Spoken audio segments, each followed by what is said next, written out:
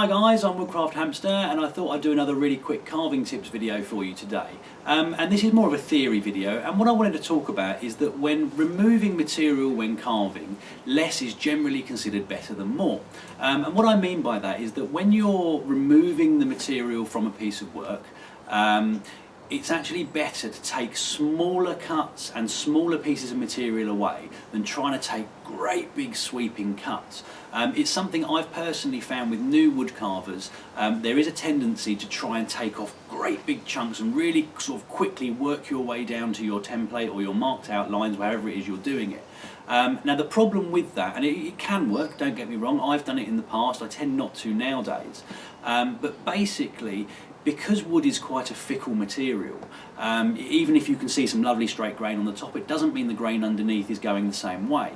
So if you cut into a piece of wood and you find that the grain does go a different way than what you're expecting, you will either end up ripping off potentially a bigger piece of wood than you're intending to remove and potentially ruining your piece of work, or your blade will follow that piece of grain, the path of least resistance, and you'll just end up ruining a piece of work.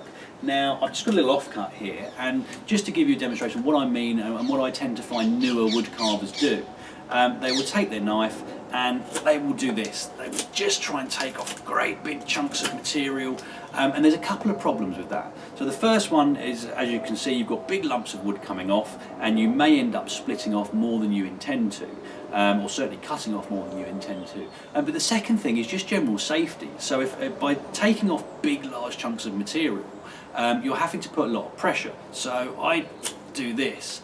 Now I'm fairly experienced carver, and I know that I can sort of stop my hand just out of camera range here, but sort of, you can see how far my knife has gone from my body. If I really try, I can probably stop about here.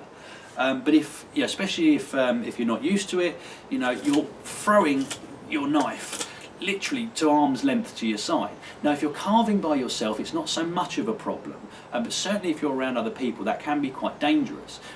Also, you don't want the blade of your knife flying around, especially if you're new to carving, because as I've said in some of my other videos, sort of safety wise, you tend to cut away from yourself, away from any other parts of your body, but you do find sometimes new wood carvers will brace their piece of work on their leg, and I do this quite often, but I'm hoping you can see that there. I'll put it on the top of my knee, but if I'm bracing a piece of material on my leg just to give it some support, I will be cutting very gently, and it will generally be for sort of fine detail.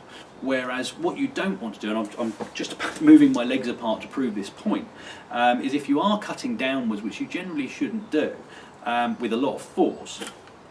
Now you can't quite see that on the camera there, but my knife blade has stopped about 3 or 4 inches below my knee. Now the problem with that is if your legs were in the way, or if you put too much pressure and you go sort of sideways to an angle, you will end up cutting yourself, and with a sharp bushcraft style knife you will do yourself a serious injury. So that's kind of really the purpose of this video. Two things: you don't want to ruin the piece of wood you're working on, and you don't want to endanger yourself or anybody else. Now as an example, so I've just taken off sort of like a little corner here, and I'll come up a little bit closer to the camera so you can see what I'm doing. But the way I would do this normally, especially when you start getting into fine detail work and sort of finishing off and things, I would generally remove much smaller pieces of material like this, and I would go from the corner, if there is a corner on the wood like there is on this, I'll move over to the other corner, I'll pare that down, and then by doing that you leave almost a sort of corner in the center here, and then you take that off as well, and then you keep going. So you take the smallest line, or the narrowest line that you've got, so you're taking off small bits of material. What you don't want to do, as I did on this side, is try and remove a piece of material the entire width of this in one go. Now that's quite a good example, because I've now taken off a huge chunk of this corner here, and I didn't really want to take off that amount of wood, but because I've tried to take off a very wide section in one go, and again done exactly the same thing.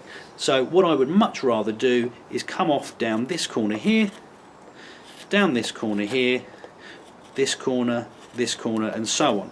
And the other thing you'll notice, hopefully, if I step back slightly, is by doing it this way, my knife is stopping practically at the end of my piece of wood here. So, you know, I'm putting on very little pressure.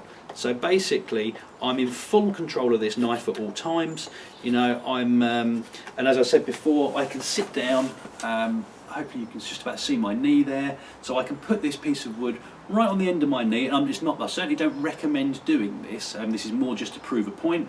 But I can put it on the end of my knee, and I know that I can very safely remove this material without any risk to myself. Now again, I don't recommend anybody doing this, certainly not unless you're experienced enough to have sort of very good control of your knife, but yeah, that's, as I say, it's just to prove a point, so to speak. But that was really it, guys. So from my perspective, less is very much more in this case.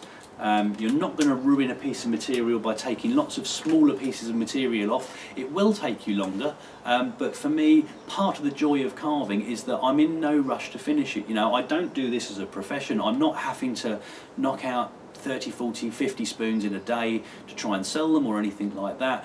So for me, as I suspect for most of you, this is very much a hobby. And I quite like the fact I can come out into the workshop, I can go out into the woods, I can spend an afternoon, I can very slowly carve away whatever it is I'm making, and to me that's part of the joy of carving. But anyway guys, I hope that made a little bit of sense and I hope it was useful. Hit like and subscribe if you'd like to see more, and I hope you'll all join me next time. Thanks guys.